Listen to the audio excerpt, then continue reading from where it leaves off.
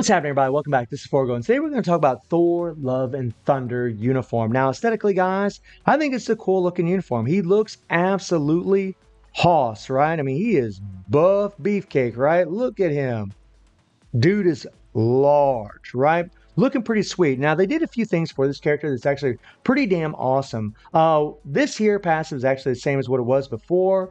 And this passive here, they actually gave him ignore target dodge rate and an extra 5% lightning damage from what he had before, which is actually really, really nice. They also gave us accumulation. They gave him 0.8%. Before he had 0.6%, and that was all it maxed out on. And his force skill automatically gets his 65% attack buff, whereas before you had to hold the skill on a long cooldown to get the full attack buff and get the heal at the end of the skill, whereas now you get the heal at the beginning. So because you get the heal at the beginning, because it has a lower cooldown on the force skill, you're going to have more survivability in this uniform, which is nice.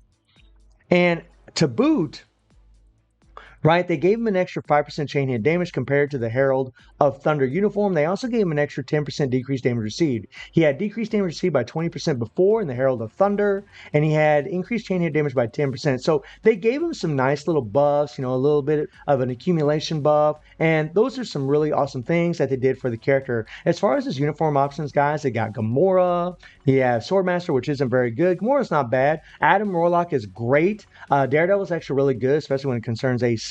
And Emma is great. She's a terrific character, especially in Timeline or even in World Boss Legends, guys. She's a really awesome character. It just sucks that, it's a difficult uniform to level up. That's kind of the bad thing about it. But she is a solid character, and at least that's something good about it. So, right. So his uniform options aren't too bad at all. Now, when it comes to his rotation, guys, he's much smoother to play than what he was before. Now, everybody has these different rotations as far as Thor. I can tell you guys, I've used multiple rotations from different YouTubers, from other players that's advised me on what they think is the best rotation. And in all honesty, I find that they're all pretty similar. I don't really see a huge amount of difference in any of these rotations, except for maybe adding to a little bit of survivability, because the thing is, his fifth skill has 5 seconds of invincibility, right? It's going to keep him from getting guard broken. So the way that I like to play him, and you can actually delay the 4 just slightly and get the residual damage to the 4 and the 3, right? So you can literally go 3, 4, 5, once he raises his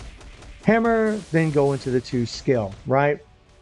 And then after that, it's going to be literally 3, delay, 4, delay, 5, tier 3. And the cool thing about this uniform is the fact that you're going to get the full buffs of the force skill on your tier 3. That is nice. Whereas whenever you play with the Herald of Thunder uniform, you have to charge the force skill, right? You got to charge it to get up to that 60%. It's 20%, then it's 40%, then it's 60%. And whenever that proc engages, I've definitely found in the past on the Herald of Thunder uniform, when that proc engages and your tier 3 is ready to go, you hit that tier 3. Even if you only have 20% attack or, whatever on your buff from your force skill, you hit it, because you're just going to do more damage over time if you do it that way. Now, there are players that are, they're doing a different rotation where they're going, 3, 5, delay, and once the hammer raises up, then the 4, and then they go into the 2.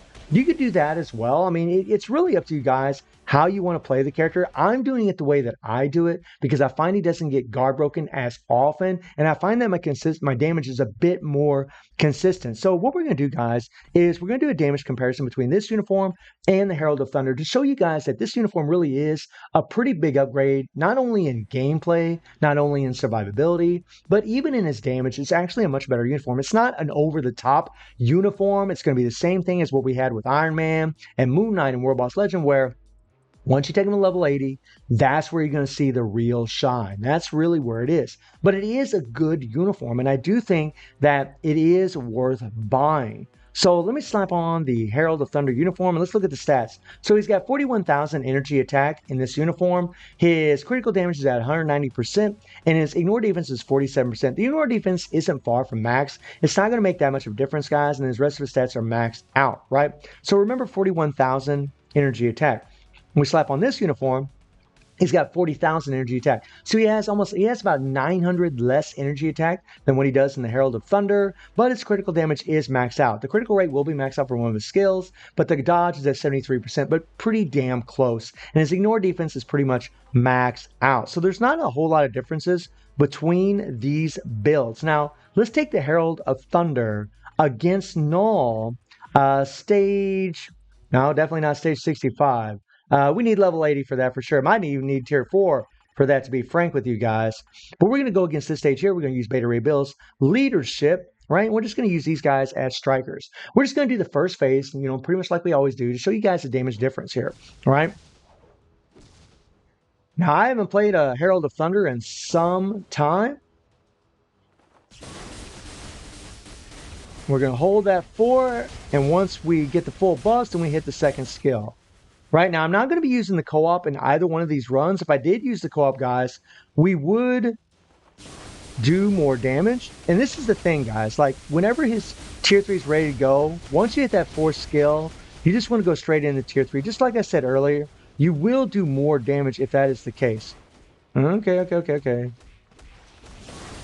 Hold down that 4, get the full charge, and then hit the second skill. There we go. We're going to get caught in the cage. No big deal. Right? I mean, he's got decent survivability in this uniform. It's not like terrible. And there's the proc engage. We're going to hit the tier 3.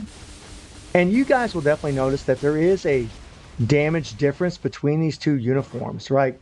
Like his new uniform, Love and Thunder, is stronger. And really just a lot easier to play. I mean, this isn't so bad. I mean, if I was using the co-op, guys, we would definitely be doing more damage. But I would have the same argument for the Thor Love and Thunder uniform, right? We're going to hit the tier 3, and we actually got the full buffs for the tier 3 from the 4th skill there, which is actually nice. We're going to try to get out of here, and we're going to try to avoid the cage if we can. Okay, so we got hit by the cage, unfortunately. So let's come back up here. And get the full charge. I always hated the charging, man. I just really can't stand it. Oh, crap. Oh, crap. That ain't good. Proc engages. We'll hit the tier 3. Okay, we're going to back away. Now, there is an argument that maybe if I was using my, like doing a different rotation with Thor, it would be even better. But I definitely found, like, for me, this works out the best. Again, guys, if I was using my co-op, we would do this faster, but I'm not going to use the co-op for the new uniform either. Hold it down. There we go. And as you guys can see, right, this took a 2 minutes and 30 seconds. 2 minutes and 30 seconds, right? Now, watch what happens whenever I equip the other uniform. Okay? 2 minutes and 30 seconds. Check this out. You're going to see a pretty big difference. And again, people play, Thor differently. But I just found, like all the testing I did, that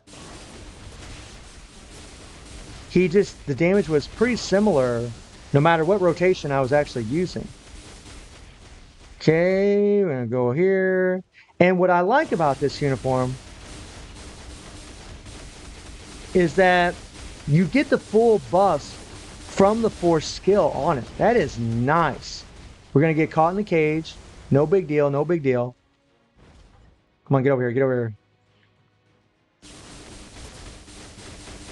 I mean, the proc isn't really wanting to trigger very well. That's kind of the thing that sucks about playing with a rage.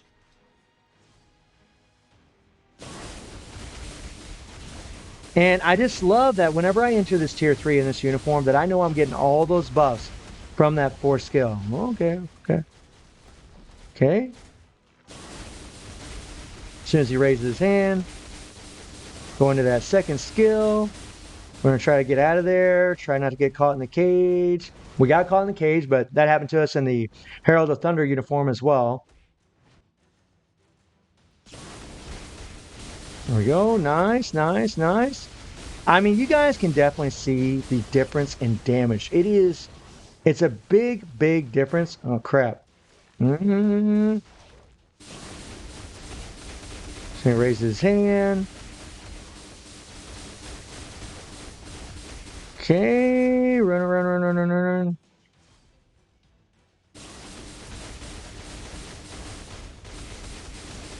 there we raised our hand, try to get a little extra damage there. And booyah, right? This is a little bit slower run than what I've done in the past because the rage was kind of getting wacky on me. But a minute and 50 seconds, right? And honestly, I've done this in about a minute and 40 seconds, maybe even a minute 30 seconds. We have a really, really good run in the first phase. So you can see that, I mean, just in this run, that wasn't even the greatest run. We did it 40 seconds faster, right? 40 seconds faster, guys, than the Herald of Thunder uniform, all right? So let's try something else here, where I equip the Thor uniform again, and we'll do a little bit different rotation and see if that actually makes a difference for him. Because I know some of you are probably going to think, well, yeah, but you're kind of running around a lot. You could have used your skills a little bit more often. He would have done more damage throughout the run. So that's what we're going to do. Okay. Okay, we're going to hold the skill. We're going to hit the second skill. Right? And I'm not going to wait for the fourth skill. We're just going to go straight into the, there, right there. Okay. Okay, and what we're going to do is, here we go. And we're just, like I said, we're just going to try a different rotation here and see if this is actually going to be better, right? We're going to use my skills more often. Oh, crap. Oh, I should have hit the, I should have hit the fifth skill first. That's where I screwed up. You really want your invincibility up. Hit that tier 3. Kind of screwed up there a little bit.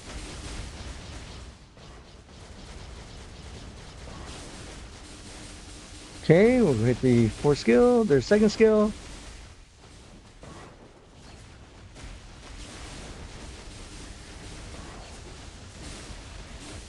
Okay, we're going to try not to get caught in the cage. Crap, got caught in the cage. Okay. Here we go, hit that tier 3.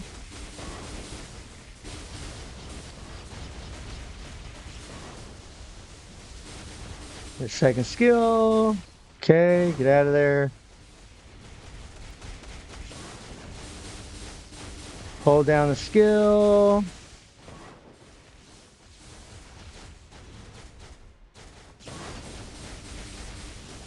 Hit the tier 3. And I mean, yeah, I mean, you're definitely gonna do more damage, I think, by doing it this way. Right? We are doing a little bit faster.